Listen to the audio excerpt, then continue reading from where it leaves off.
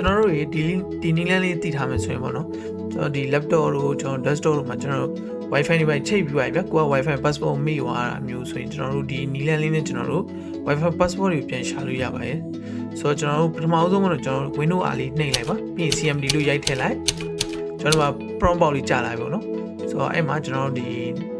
ကျွန်တော်ပြတဲ့ comment လေးပေါ့နော် Nash Volume Show Profile ဆိုတော့လေးနှိပ်လိုက်ဆို Show Profile ဆိုရင်သူကတော့မိတ်ဆွေကွန်ပျူတာမှာပေါ့နော်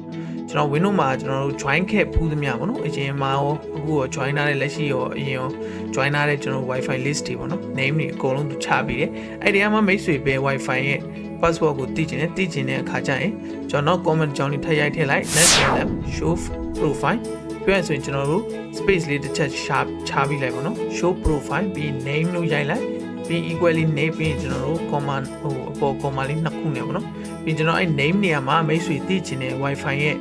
နာမည်ကိုယူပြီး copy ယူလိုက်ပေါ့နော်အခုက profile နဲ့နာမည်ကို copy ယူလိုက်ပြီးပြန် paste လုပ်ပြီးတော့မှ command ထပ် copy လိုက်ပေါ့နော်အဲ့ command လေးတော့မကြမ်းခဲ့ပါနဲ့တကယ်လို့ကြမ်းခဲ့ရင်သူက command error တက်တယ်ပေါ့နော်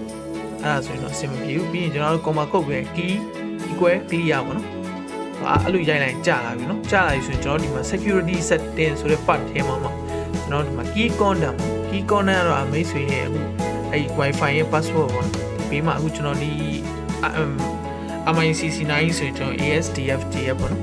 အဲ့ဒါကြီးပါမိတ်ဆွေဒီပုံစံလေးနဲ့ပေါ့နော်ကျွန်တော်Windows တွေမှာရှိရကျွန်တော် join ထားပြီးသားပေါ့နော် wifi တွေ join ထားပြီးသားကိုလက်ရှိ join ထားတဲ့ wifi ရဲ့ကျွန်တော် password တွေပေါ့နော်ကျွန်တော်လွယ်ကူပြန်ပြီးတော့